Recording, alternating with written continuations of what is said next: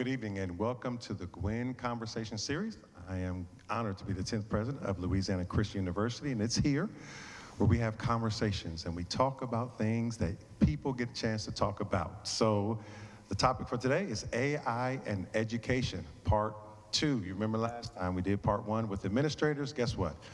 We have faculty this time, and so we're really honored to have our guests with us here on today.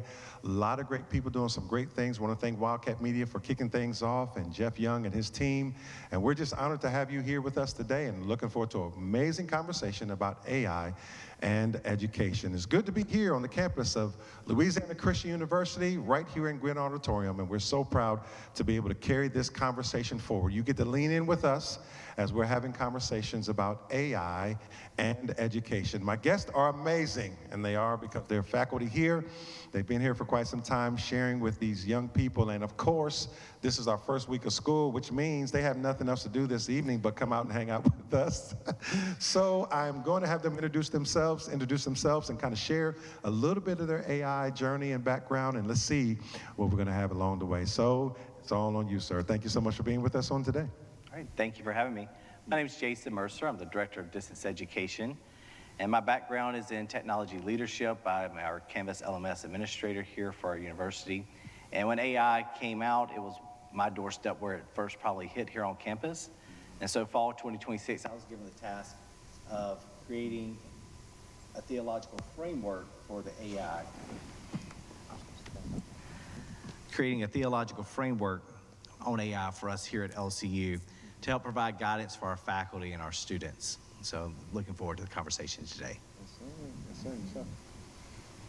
Good evening. My name is Evan Stewart. I'll go ahead and take that mic. See if we need it. My name is Evan Stewart. I teach physics here at LCU alongside the occasional math course or engineering as the occasion requires.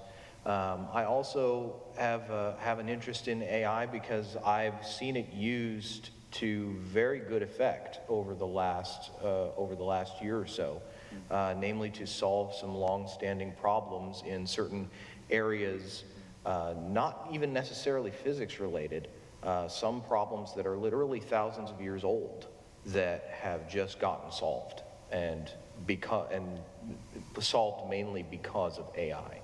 So I'm interested in this as a way to solve some problems that have not yet been solved. But I also have my concerns, namely that it can really stunt education and intellectual development. I've seen both sides. I've seen this used very well, and I've also seen it used very poorly. I'm Dr. Natalie Maxey. I am recently the Vice President of Academic Affairs here at LCU, but I've been on the faculty for 10 years. My background is in engineering, and I was probably an early adopter of when AI came out, using it for personal projects, for teaching and developing content. So I've been curious about it from the beginning and interested in its abilities to promote effectiveness and efficiency and take us to new levels of complexity in different areas. I'm Dr. Theo Chesson. I'm the Dean of Science. And my introduction to AI was back when it was called artificial neural networks in 1994 during my grad school days. And I've seen it evolve since then. I always used to call it artificial stupidity, but it has gotten smarter. And the thing with AI is that it's basically a force multiplier. It can multiply your efficiency, and it can also multiply your laziness. So we have to keep an eye on that. And I am Dr. Victory Lindo-Lemons. I serve as the Dean for the School of Education. I have been using AI, like some of my coworkers here, since the beginning because I just love technology. And one thing that we've learned in education is that there are always new tools coming out, and we just have to figure out a way to make sure we are equipping our students to be good stewards of the technology, while also just keeping up with it in general and adopting and adjusting our teaching practices. So I'm really looking forward to this conversation today. Yeah, I am as well. So I'm looking forward to it because I get the chance to hear what you all really think about this. You all know our format. You know, we kicked this off last month, and the format is simple. 5 questions. That's all it is. 5 questions that we have an opportunity just to kind of meander through this world of AI to get our thoughts and opinions on some things. So here we go. Question number 1 stands in front of the forefront of everybody. What should students still be required to know and do for themselves in an AI world? So what should students be required to know and do for themselves in an AI world? So we'll start here. We'll just go around as you start getting thoughts coming in. Yes, sir. So for me, what I'm thinking about what students still need to be able to do is really lies in critical thinking. They've got to be able to, and they also have to have discernment. On the way here this afternoon, I got a call from, my godson, and he's like, you're going to be talking about AI, right? And he's like, well, you talk about all the fake stuff I'm seeing, and he's only 10 years old. And, so I really got to start talking about that discernment. And I think that's going to be important that we'll be able to discern what is real, and that's going to be even more questionable as we move forward. Yeah. Stu, what you think? I would echo what's just been said. Students need to be able to think critically and think deeply about things. They need to be able to discern truth from falsehood. I think the most important thing for a young student to remember is where they really stand in a relationship with AI. And I would say a person's theory of mind is probably more important right now than it ever has been before. Is the human mind a glorified computer? Or is the human mind able to perceive things that a normal computer never could and never would be able to? Depending on how you answer that will inform your relationship with AI.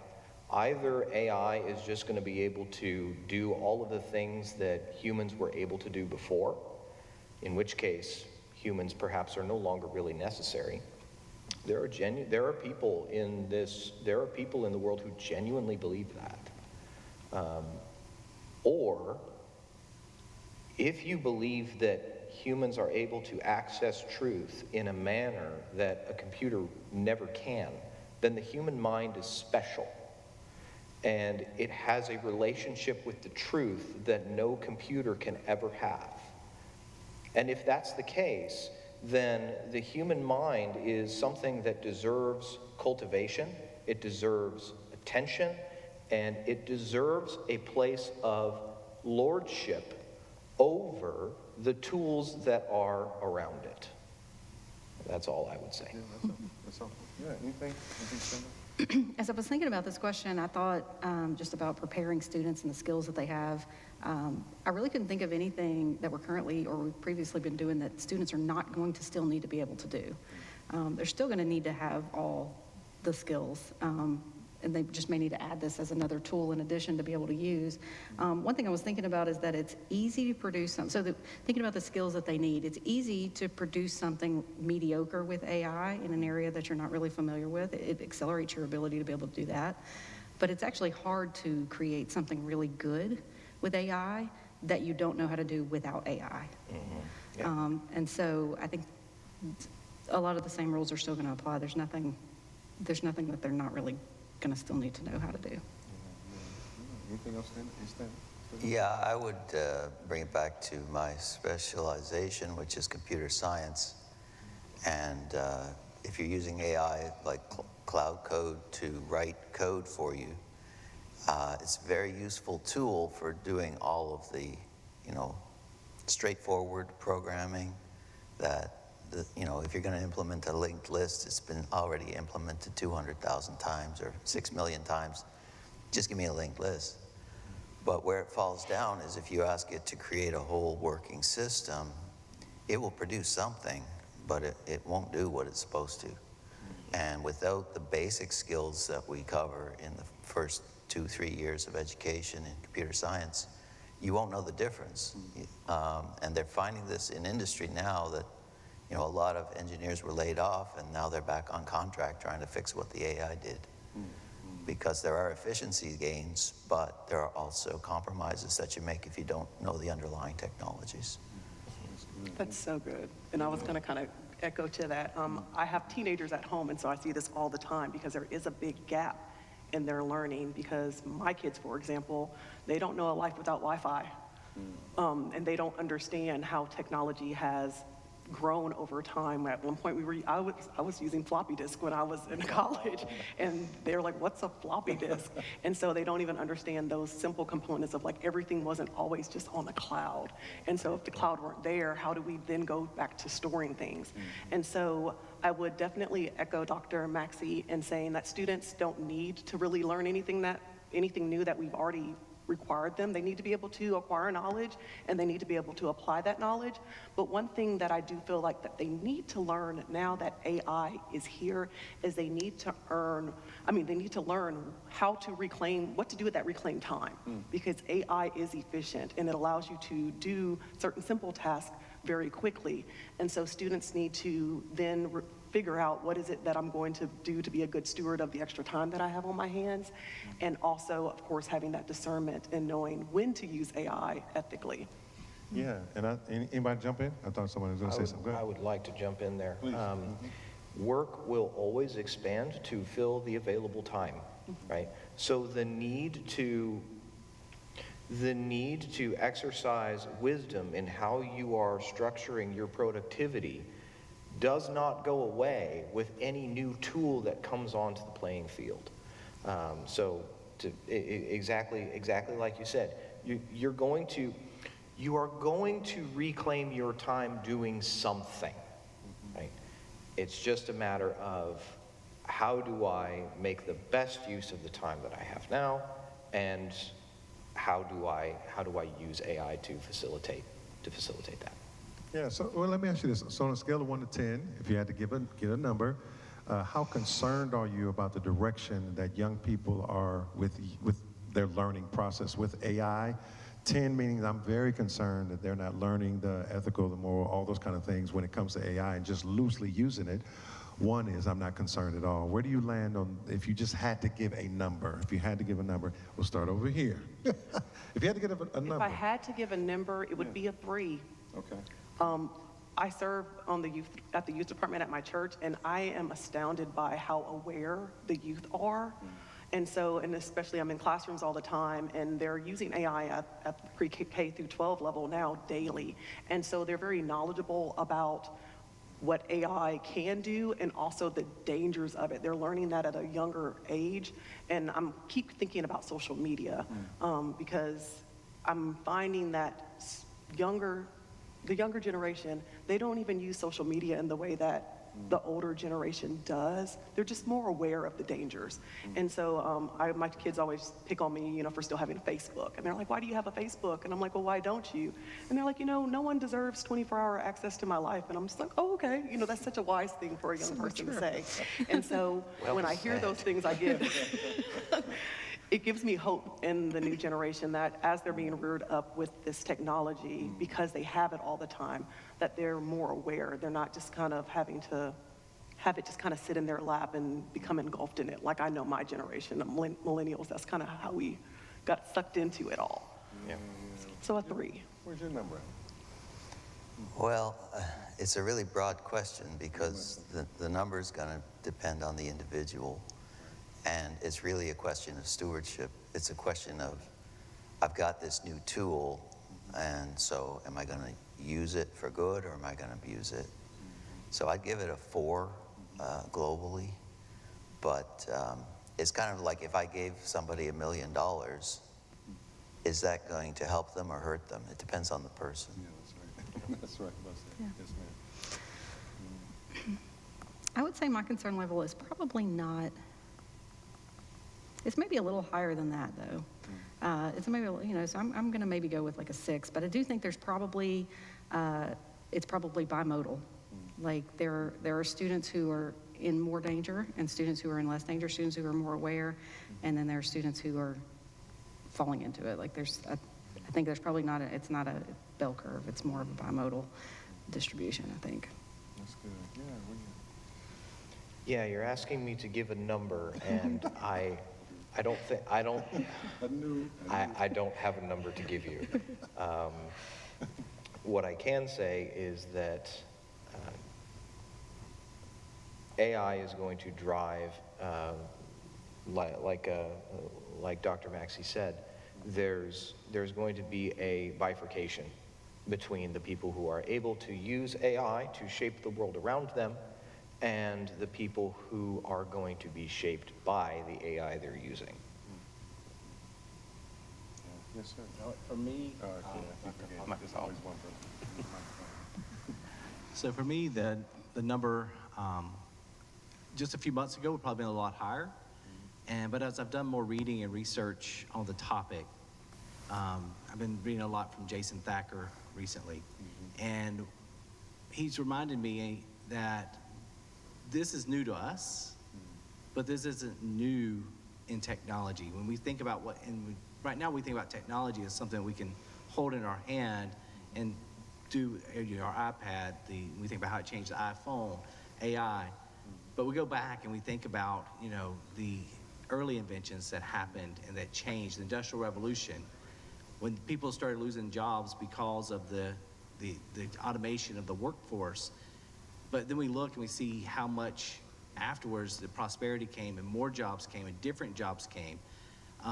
It's kind of moved my numbers. So I was a little higher because I was, working in academic and especially being in online education, my concerns were kind of like up toward the 7, but they've been coming down. And as I really start thinking about, it's just, we're in the midst of this emerging technology. Industrial Revolution was a revolution because it happened so quickly.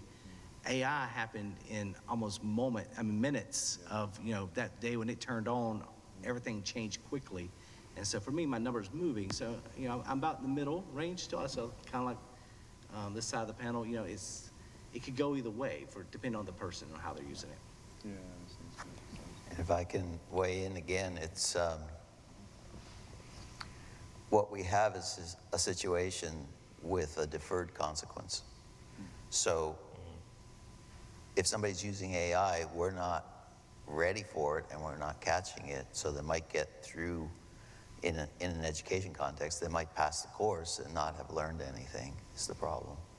So that's a blip, as the tools continue to evolve, as we change our teaching practices, the consequences will be coming closer to the actions.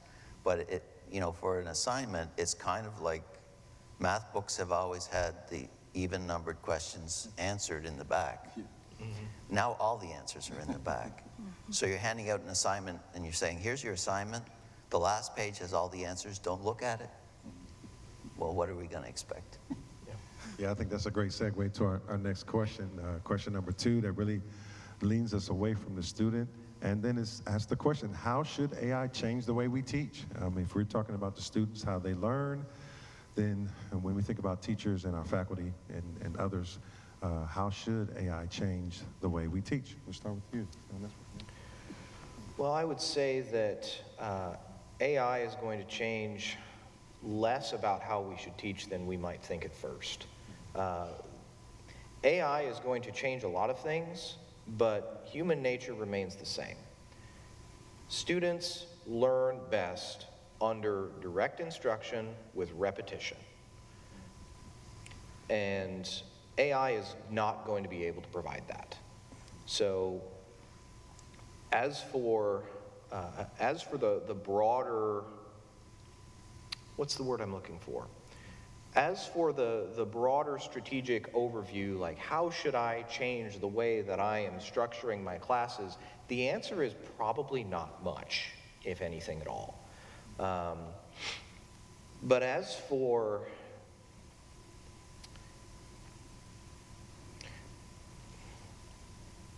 if you want your students to learn how to use AI well,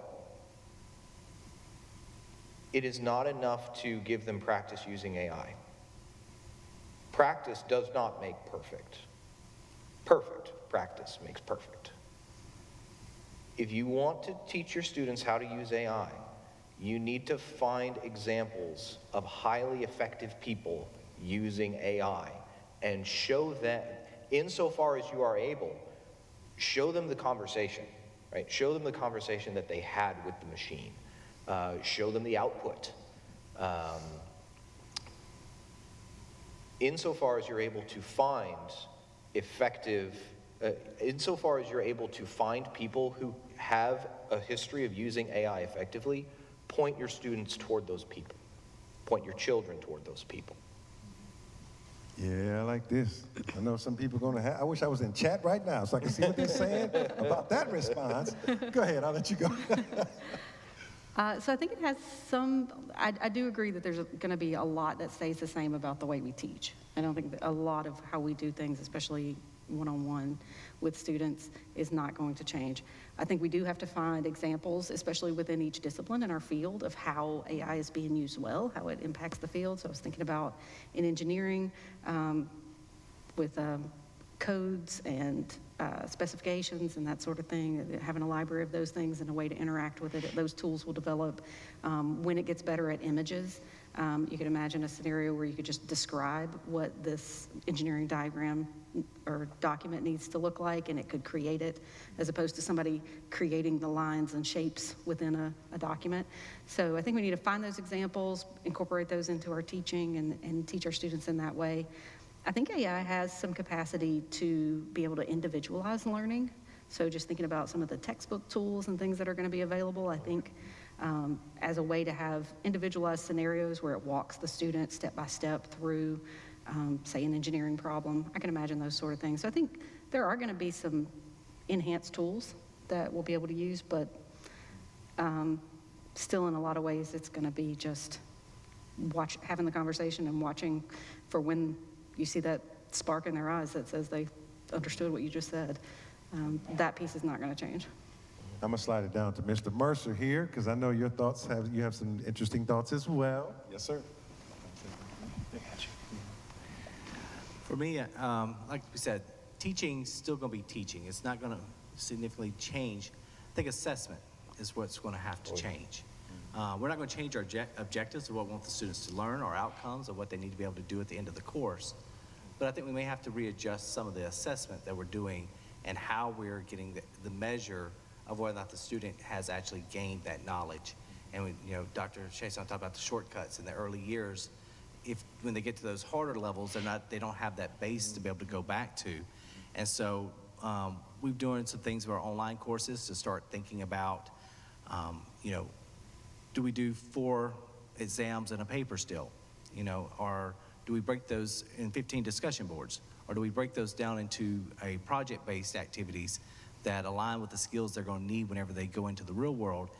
So that those assignments, the students see value in. They see, I'm learning not only to write on this topic, I'm learning to write a memo. I'm learning to write, prepare for a presentation. And so I think our assessment is going to be where we're going to see change. But we're still going to be teaching. But I think it's also going to open up the opportunity for individualization. I'm in an accounting class right now, and last night I didn't get one of the answers right, and I had 2 options. I could go back to the textbook, or I could get AI assistance.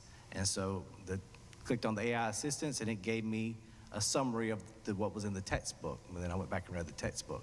But so I think we're going to see changes in the assessment and in that individualization of the learning. But our teaching, I think, is still going to stay pretty consistent where we are. Yeah, I agree. I think assessment is the big question. And in computer science, it's been an issue longer than in other fields because the students are pretty tech savvy coming in, or at least after the first year. So we've already, I've already made some shifts in how I assess the students. I do a lot more work in class than I used to, and then it's like a flipped classroom where they have outside work on their own, but the assessed work is done in person. We're still teaching the same things, but in computer science, we have to teach something else, which is they're going to come out even the job descriptions have changed now. You're not going to be hired as a programmer. You're going to be hired as an AI engineer or as an AI manager.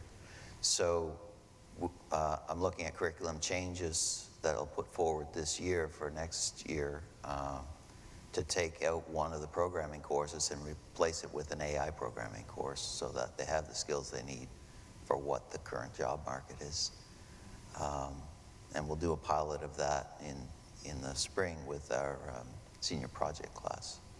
So there are some shifts we have to make, but it's computer science. We have to make a shift pretty much every 3 years. Right. You guys all got it, so I 100% agree. Teaching will always be teaching, using the gradual release model to make sure that students are learning effectively, and assessments are what we're going to have to adjust along the way as we're considering. And I do think Dr. Chess touched on something that's very important in the fact that not only do our assessments need to change to show me your learning, but we also need to make sure we're including assessments that, I hate to use the term force, but I know in my instance, I have to force some of my educators to actually use AI because it's so beneficial for them to actually experience it for themselves. One, you don't know what it looks like until you use it.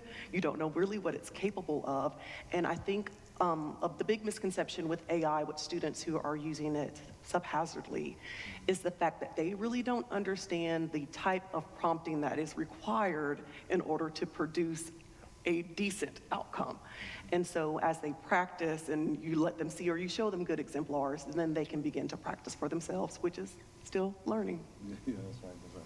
So do you all struggle with the fact that there are other entities outside of the university setting or educational setting that says we can do it without teachers, physical teachers?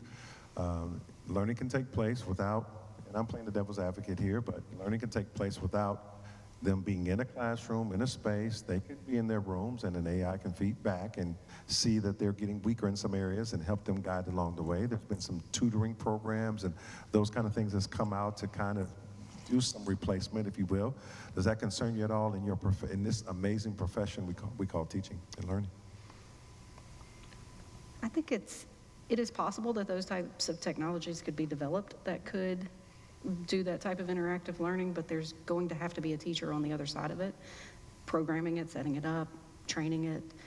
That I don't think that technology currently exists that could really do it effectively. I mean, it could do it, but not effectively. And so that may change the field of teaching in that we may at some point be more facilitating learning through a tool like that in some ways. I can't imagine it'll completely replace what we do, but we could be on the other side of tools like that at some point.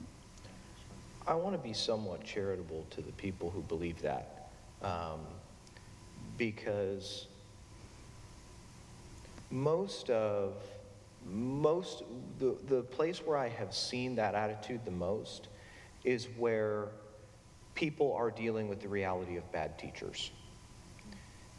And I think it is fair to say that an AI will be able to teach a student better than a bad teacher. But a good teacher will be able to teach better than the AI. So I don't have any, for example, we work at LCU. We are stocked to the brim with excellent teachers. No student coming through here is going to get a superior education by relying on AI.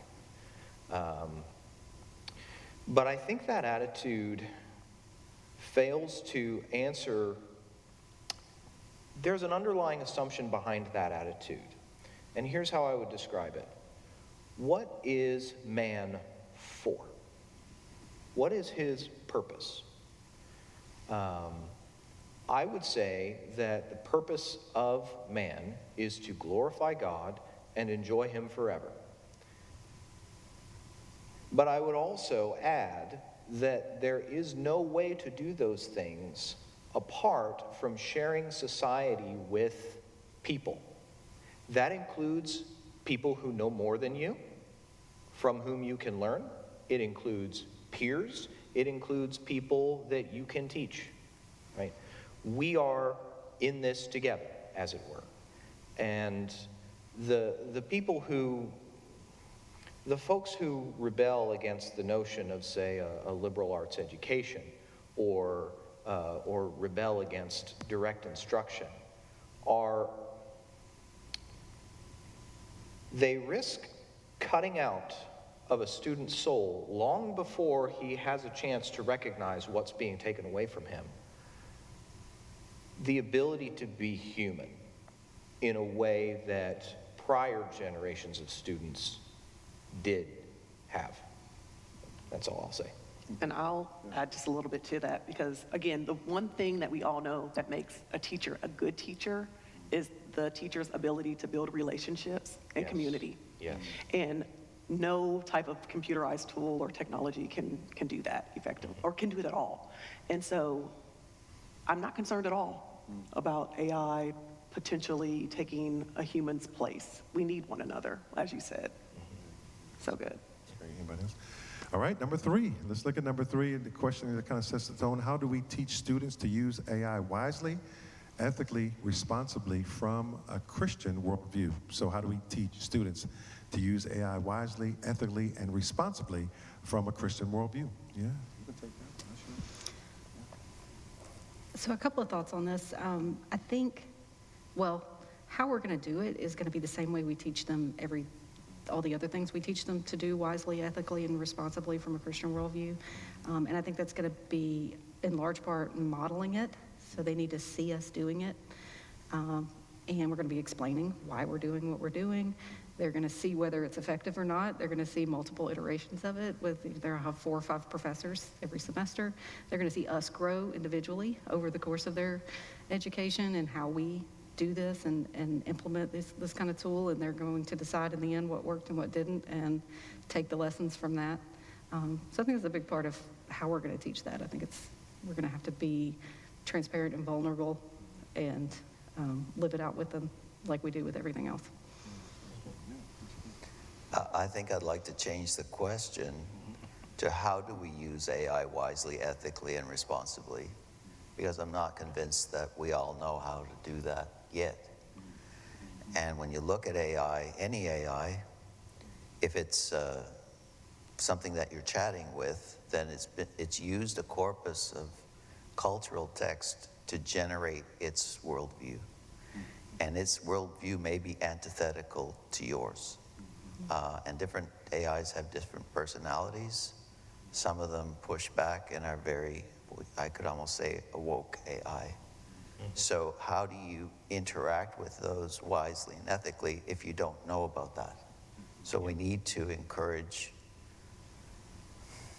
AI literacy, that the students leaving our institution will understand what they're going to get from ChatGPT, which is mostly compliments. It just compliments you all the time and doesn't do any work. Or you go to Anthropic, and it has a very, it'll push back on any theological view. Or you go to Grok, and you get basically irreverence. So they're different personalities, but they're all based on corpuses of human-generated text, and therefore the AI itself likely doesn't have a Christian worldview. So when I think about this question, I'm brought back to Genesis 1:26 and 28, where the Lord gives humanity authority over all of the earth. And so here at Louisiana Christian University, I believe that we teach students to use AI wisely, ethically, and responsibly by reminding them of that we are called to be over and to subdue everything else. And so we need to approach AI from a standpoint, and this has been said, this word has been said several times. It's one of our pillars of stewardship. We have to teach and constantly remind our students of who they are in the Lord and what the Lord has called us all to be as humans, and it's to be ruling over the things of the earth. All right, so for me, I think that human dignity is an important part of that. And also, one of the things we do here that's unique and special to LCU is that we teach from biblical principles. And so having students that understand that. For one, we look, technology's not new, sin's not new, and we can go all the way back. I was reading today about Tower of Babel, and it was one of the places where man began to use technology. They learned to make brick, and taking brick and tar, the brick itself wasn't evil, but it was whenever, as Victor was saying, they weren't doing what God had called them to do. They were told to disperse across and fulfill the earth, and they decided that they could build a city for themselves. And so, for me, it's really kind of coming back to, a year ago I was very alarmed, but now it's looking at, we're just in the middle of it. In a couple of years, they're going to be looking back at it and just say, oh, that was just, a change, and it's going to be part of the history. So for me, really teaching those biblical principles, teaching them about human dignity, stewardship, all those things, loving your neighbor, those things are going to stay true regardless of what technology we're using. A couple things have been said that I want to piggyback off of. The first is Dr. Lemon's statement that humanity should be in a position of stewardship over AI and using that to fulfill God's creation mandate. There's a proverb that I've been thinking about recently regarding other things, and it's found in the 30th chapter, one of the proverbs of Agur. It says, "Under 3 things the earth groans, under 4 it cannot bear up. One of those is a slave who becomes a king." AI is, if I were to borrow from Aristotle and use the phrase natural slave, AI would be a natural slave. Its position, its rightful position, is one of subservience to human minds for the purpose of subduing the creation. I would say that the purpose of any education is to impart to the student the ability to seek out what is good, what is true, and what is beautiful. And not only to seek it out, but to love it when they find it, right? Education cultivates, a good education should cultivate the affections just as well as it should cultivate the intellect. So if we are teaching our students to seek out and love that which is good and true and beautiful, I am not worried about how they are going to use AI wisely, ethically, and responsibly. That will come, as long as that drive is instilled in them. So that's all I'll say.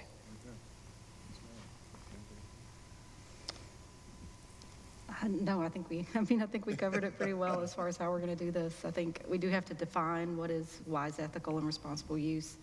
And so I think we're going to have to continue to grow in understanding that, like you said, for ourselves, what that looks like, so that we can then model that and impart that to our students.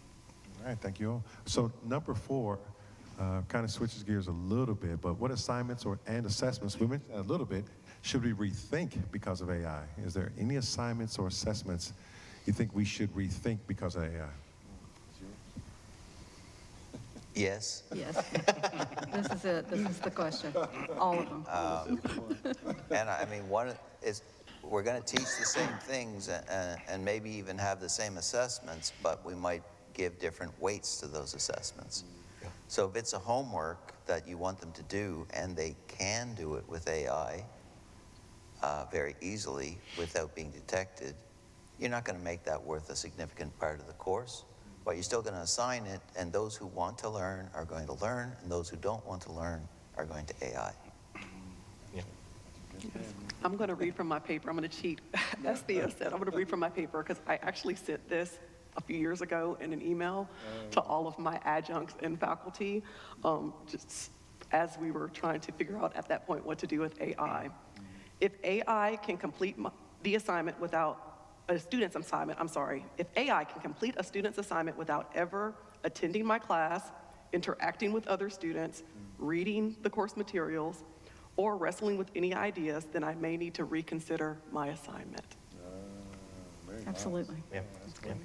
Yeah. Anything you wanna jump in on? Yeah, I think we have to look at everything and consider whether learning can be circumvented by the use of AI in this tool. And I think actually Dr. Beard in your last talk brought up a good point when she said we're gonna have to go back to what we thought was important anyway, but we may need to measure and actually the process as opposed to the final product. The final deliverable may not be the thing we need to be assessing most and looking at and grading the most. We need to be looking at their process, and which we always knew was important, but we could measure that with the final product before, but now things have changed because the final product is easy to generate and skip the process. So I think we need to look at all of them.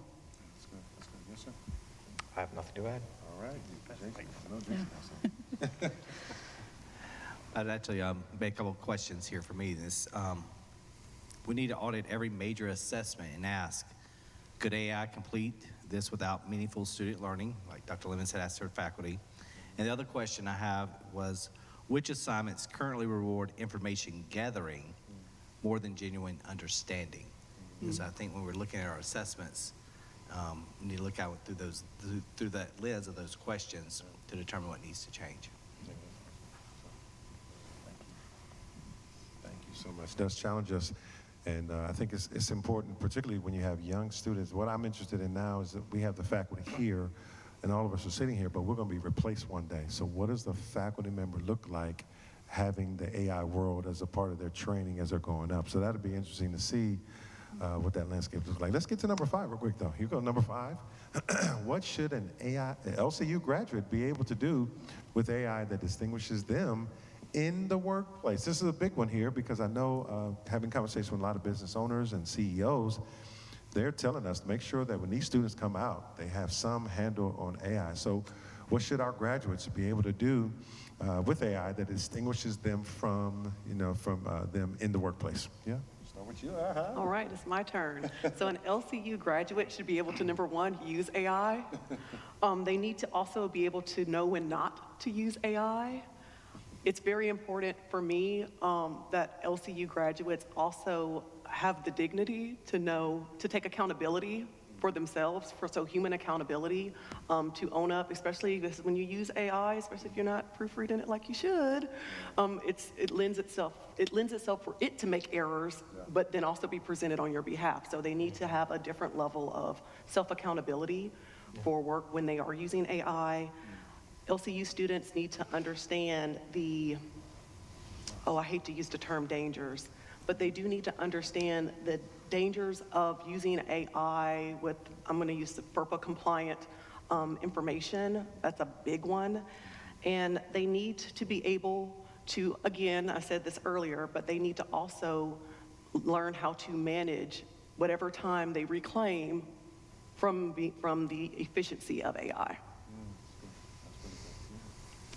Jason, what do you think?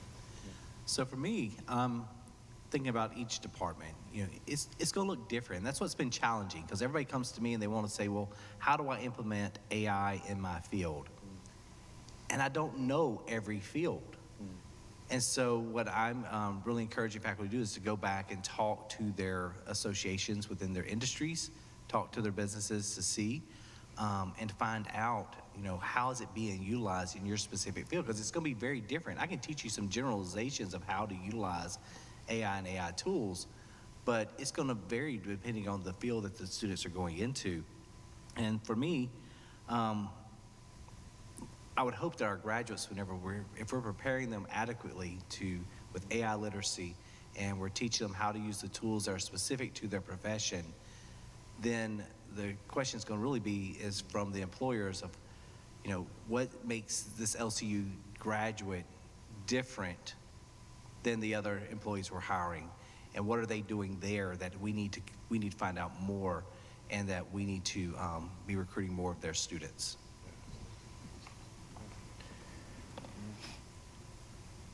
I would lean into the ability to manage a team of AIs to accomplish a task.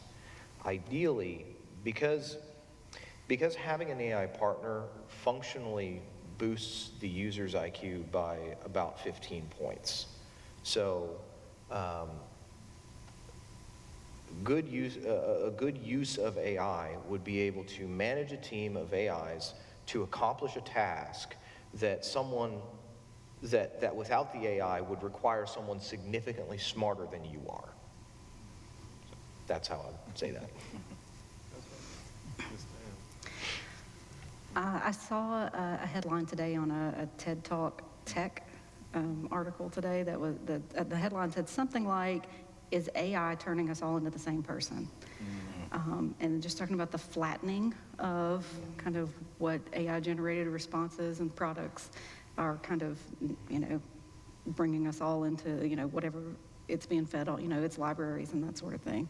And so I think just thinking about what's going to distinguish anyone in the workplace, because the graduates are largely going to have AI skills, but being able to harness its power to make you more efficient and maybe tackle things that are more complex, just think about larger groups of information or that sort of thing and do those things, but not end up with an AI product that feels shallow and flat. And it's the ability to take that product and then add the human component to it and bring it to the next level. I think that's what's going to distinguish someone in the workplace in a few years. So in the field of computer science, they're going to have to do a little bit more than know about AI.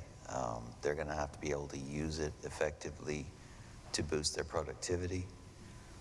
They're going to have discernment. I've used it a lot in the last 3 months to create production level products.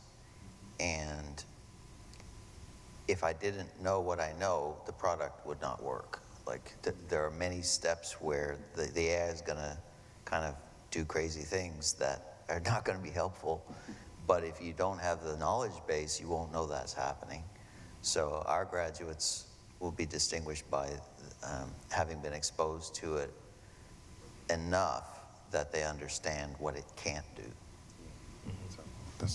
All right, this is the round for last parting words. Is there any parting words that you all have that you would like to close this evening with? We answered the 5 questions. We got a chance to have good dialogue and concepts. So any last parting words? And we can start anywhere. And if you don't, I have something else in mind. I think that AI, I mean, it's basically a mathematical model at root. And, the best answer if you have a data set and you only need one data point would be the average or the mode. And so you have a much more complicated statistics happening, but it's still the average. And if you asked 401 prophets what the answer was, Elijah was the only one that was right, and the average and the mode and all the other statistics are wrong. Yeah. So you have to have discernment because it's basically taking the average. Anybody else? I think it's just trying to remember it's a tool like any other, and we have, I was thinking about adding it on to education, thinking about how to use it in some of my engineering classes. We start out initially doing the problem by hand on paper, writing out all of the equations and solving it. And then we might take it to the next level and say, okay, let's solve this now in a spreadsheet program. Let's put this in Excel and spreadsheet. And we can explore more things in Excel than we could on paper. At least we can do it faster. We can look at what is the impact if I change this variable, or if I change these 2 variables. How do I see, what those impacts are to the model? I think AI is going to have that kind of power to us. It's going to allow us to take things a step further, and I think that's kind of a way that we can approach it. I 100% agree that AI does allow us to, but the problem with it, though, is that, like Theo just said, we need those foundational skills, and that's where we're experiencing, the most trouble with trying to make sure that we are educating students in a way that they are getting those foundational skills, because those are typically the things that we assess in a way in which an AI can answer. And so as we continue to work on what does assessment look like for those foundational skills that are so important, because they can't do the higher level things and we can't push the AI in the way that we want to, we need to be also mindful about making sure that we know for sure that students can do the foundational things before we give them the opportunity to try to press forward with AI. That's kind of where the gap is. But I'm looking forward to see in a couple of years how that gets closed.